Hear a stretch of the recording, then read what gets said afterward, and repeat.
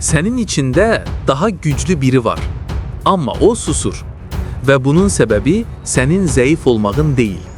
İnsanların 90%'i öz potansiyalını heç vaxt kəşf etmir. Bu videonu sona kadar izleyip tətbiq etsən, sen uğurlu 10%'den olacaqsan. Bir çox insan belə düşünür. Əgər məndə potansiyal olsaydı, indiyə qədər üzə çıxardı. Amma həqiqət tam fərqlidir. İnsanların çoxu potansiyalsız olduğu üçün yox, potansiyalını hiss etmədiyi üçün adi həyat yaşayır. Həqiqi potansiyal səs-küy ilə gəlmir. O sakitcə səni izləyir və sənin onu oyatmağını gözləyir. Bu videoda sənə göstərəcəm. Niyə içindəki gücü hiss etmirsən?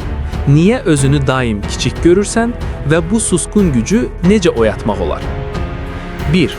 Potansiyal niyə gizli qalır? Potansiyal səs-küy ilə gəlmir. O adətən sakitdir. Özünü sübut etməyə çalışmır. Çox insan potansiyalı motivasiya ilə qarışdırır. Amma potansiyal istək deyil, imkandır.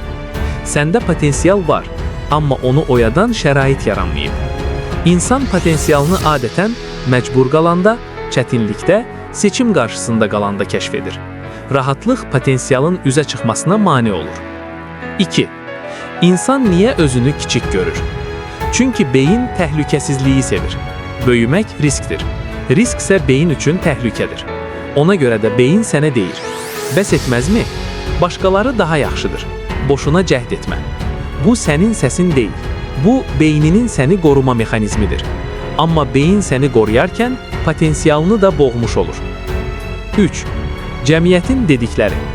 Sən çox erkən yaşda etiketlənmisən. Sakit uşaqdır.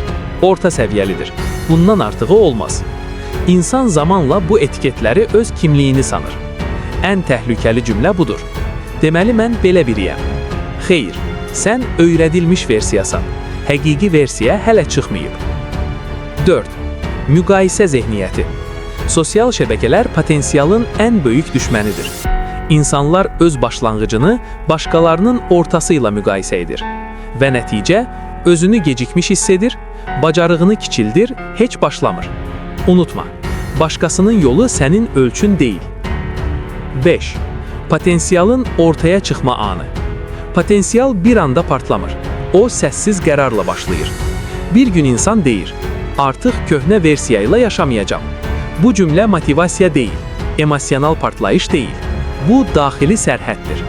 Və həmin andan sonra insan artıq əvvəlki kimi qalmır. 6. Özünü kəşf edən insanların ortaq nöqtəsi. Onlar gözləmədilər, icazə almadılar, hazır hiss etmədilər. Sadəcə başladılar.